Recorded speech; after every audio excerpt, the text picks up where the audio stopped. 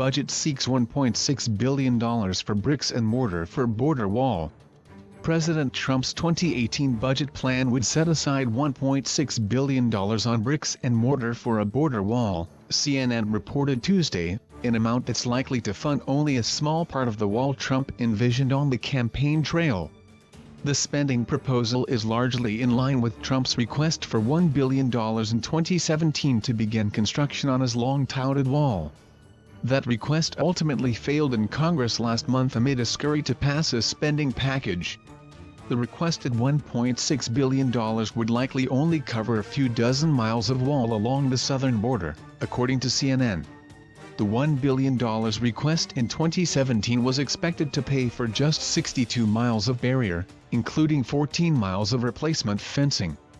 The 2018 budget proposal would set aside another $1 billion for border security more broadly, including aircraft, weapons and surveillance technology. The White House is also making additional requests to support other aspects of border security, such as recruiting, hiring and training new Customs and Border Protection agents.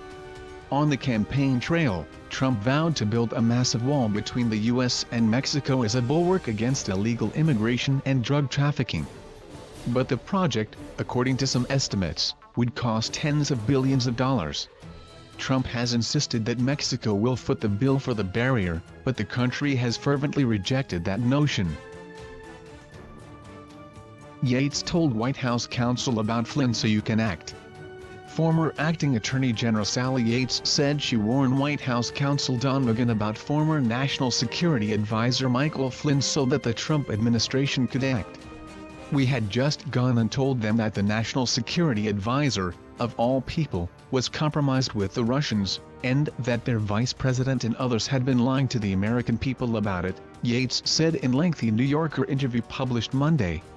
You should not worry about that, Yates told McGahn when he asked whether taking action against Flynn would interfere with an FBI investigation. It's not going to impact the investigation. Flynn has already been interviewed. We're telling you this so you can act, she reportedly said.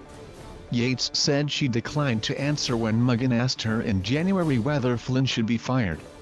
She added that McGahn got that it was serious when they discussed Flynn on January 26 and again on January 27. The Associated Press on Monday reported that Flynn is refusing to turn over records to the Senate Intelligence Committee due to escalating public frenzy surrounding the investigation into his possible ties to Russia. Flynn's lawyers reportedly sent the committee a letter it obtained that states he is invoking his Fifth Amendment rights and refusing to testify as any testimony he provides could be used against him.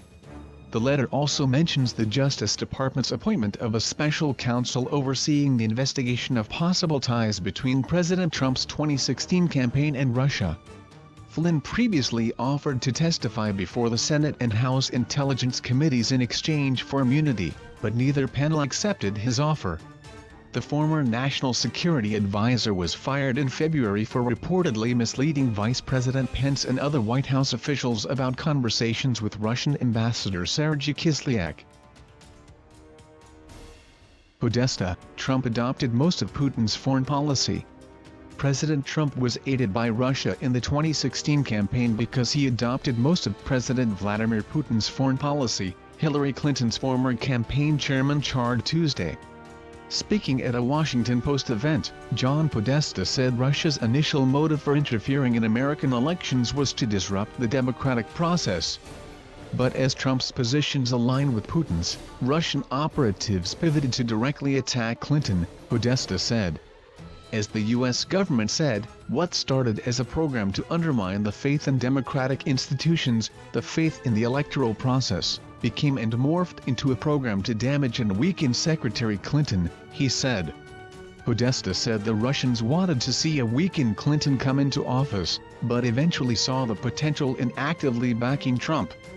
They eventually turned when they eventually saw the opportunity. I'm citing U.S. intelligence community. Their sources indicate the Russians were actively trying to help Donald Trump, Podesta added.